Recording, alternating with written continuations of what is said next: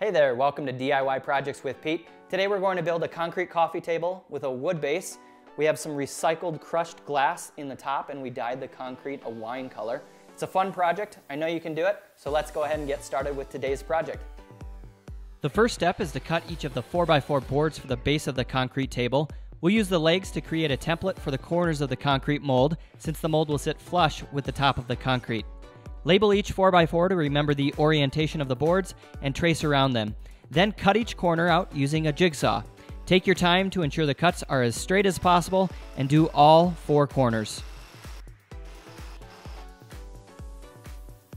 Head over to a table saw to cut the sidewalls down to 2 1/4 inches wide. You'll need to cut at least a couple strips down to the correct width. Then determine the length you'll need for each sideboard and cut the melamine strips on a miter saw.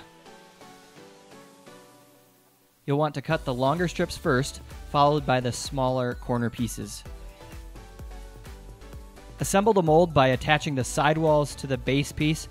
Always pre-drill, and then attach using 1 5/8 inch screws. Space the screws about 8 inches apart on the long boards and space as needed on the smaller boards. Always make sure the base piece and the bottom of the sidewall are flush with each other. Use a bolt cutter to cut the steel reinforcement for the concrete and leave about 1 inch of space between the reinforcement and the sidewall of your mold. The steel mesh comes as a 4x8 sheet. I'm using a couple pieces because I just used some leftover reinforcement I had laying around the shop. Remove dust and debris from the mold and then apply a bead of 100% silicone around the edges of the mold. This will seal it, and it's going to create a slightly beveled edge for the concrete table, which we're making using the reverse cast technique. Use a roundover tool to give the bead a smooth finish and have a few paper towels around to wipe up any excess. Make sure to allow the silicone to dry before adding any concrete. For this project, I decided to embed some crushed recycled glass in the concrete, so I found a couple cool colored bottles and broke them. I first placed the blue bottle in a bag to prevent glass from flying all over the place. Then I put it in a 5-gallon bucket and crushed the glass using a sledgehammer.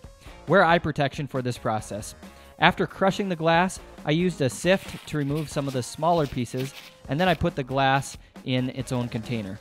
I repeated the process for the brown bottle and then put that in a separate container as well. Do a final cleaning of the mold with a paper towel and rubbing alcohol before adding the glass. Then sprinkle the crushed glass in a pattern of your choice. I randomly tossed some of each color around the mold and called it good.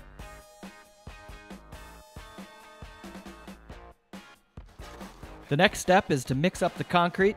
It took just less than 2 bags of concrete for this project, and if you want to add color to the concrete, now is the time to do it. I used a combination of red pigment and charcoal pigment to come up with sort of a wine-colored mix. You'll want to use a mason's hoe or a shovel to mix up the concrete, and always wear a respirator or a mask for this process. I added some crushed glass to the main mixture as well, so I could get some exposed glass on the sides of the concrete. Take your time to make sure everything is mixed evenly, and mix until the concrete is about a cookie dough or a peanut butter consistency. Begin placing the concrete in the mold and spread it evenly to make sure the entire bottom of the mold is covered with your first batch. Try not to push the concrete around too much to keep the crushed glass from shifting all around. Use your fingers to get the concrete in each of the corners.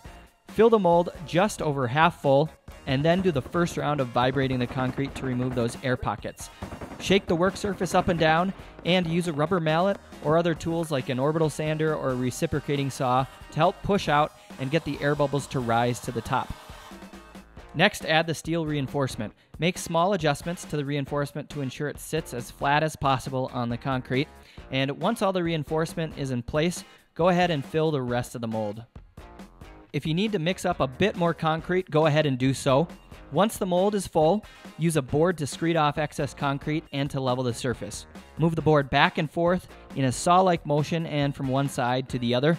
Use the excess concrete to fill low spots as needed, and continue the screeding process a couple times until the concrete is level. Vibrate the concrete a second time by shaking the table and hitting the sides with a rubber mallet. The more time you spend with this process, the fewer air bubbles you'll have in the top and sides of the finished piece. Use a trowel to smooth the underside of the table, and to get a super smooth finish, you can wait until the concrete sets up even a bit more so it can be hard troweled.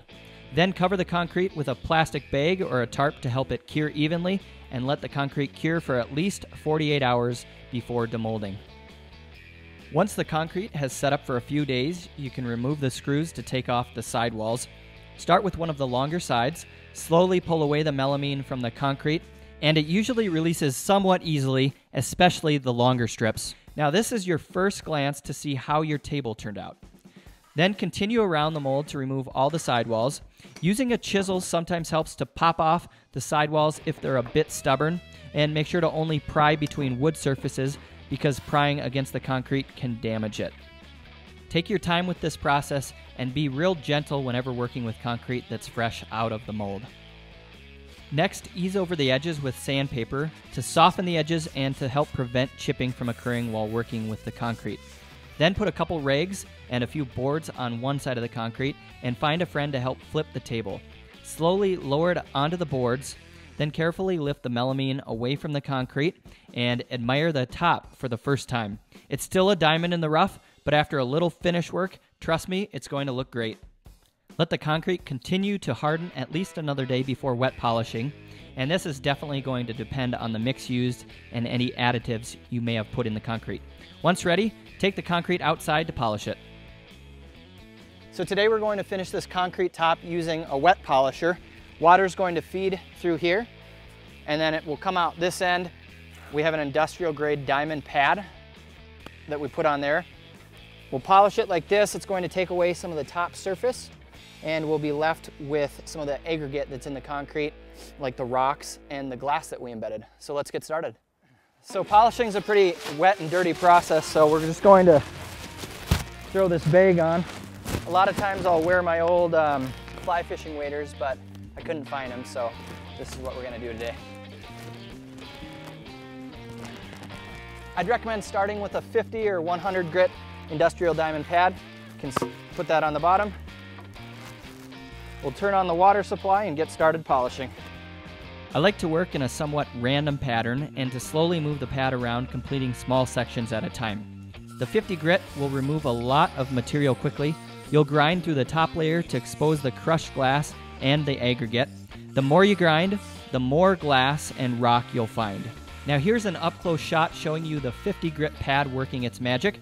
You can start to see some of the blue glass and brown glass appearing, as well as some of the small rocks and gravel in the concrete mix. You'll be surprised by the cool colors the rocks add to the concrete top as well. Much like sanding wood, you'll work your way from real coarse grit up to a fine grit. The 50 grit will make swirl marks and scratches, so you'll need to slowly work from 50 grit to 100, then to 200, and then 400. I refer to the 50 to 400 grit more as grinding, and to the higher grits as polishing. You'll also want to polish the sides so the aggregate is exposed similarly to the top, and round over or bevel the edges using the polisher, working from 50 grit on up. After the 400 grit pads, I used 800 and then finished with a final polishing seen here of 1500 grit. The surface now has a shiny finish without any scratches or swirl marks. Before putting the polisher away, I flipped the slab and quickly polished the edges of the underside with 400 grit, so when people run their fingers on the underside, it will feel finished and smooth. Allow the concrete time to dry, and then you can fill in the bug holes with a mixture of Portland cement, coloring, and either water or acrylic fortifier. Mix up a small batch to a toothpaste-like consistency, and then use your hands to push the mixture into the bug holes to fill the voids. Wear gloves for this process, and take your time to get the slurry in all the holes on the top, the sides, and the edges.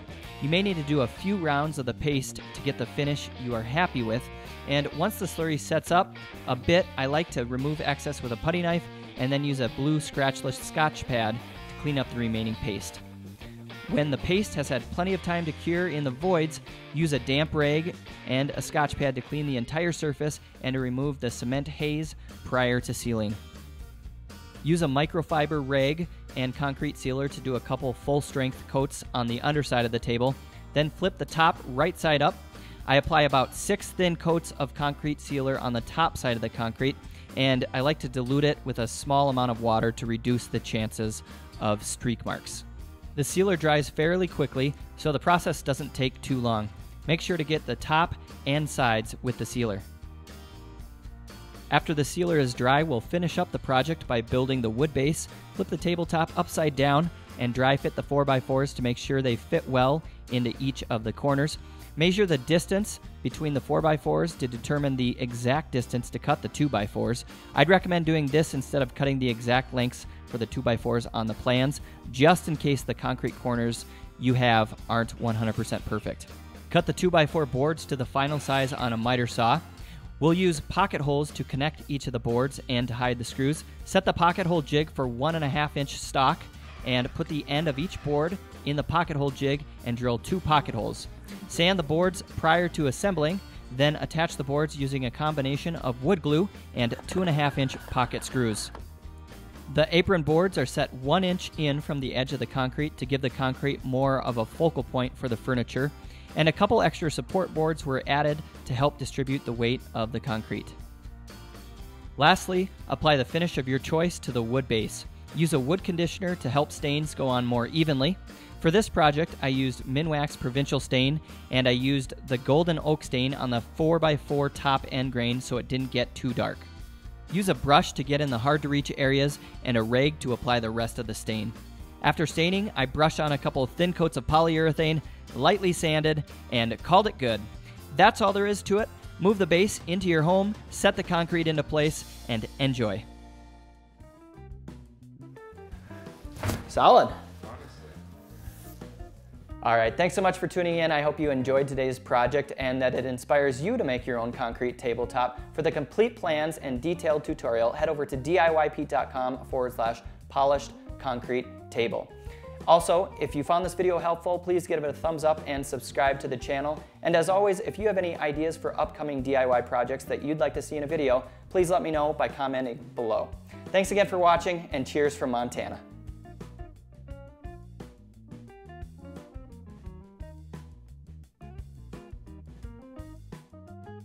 To learn how to build a concrete dining table, click on the left thumbnail. And for all sorts of other concrete projects on my channel, check out the Concrete Project playlist to the right. Cheers!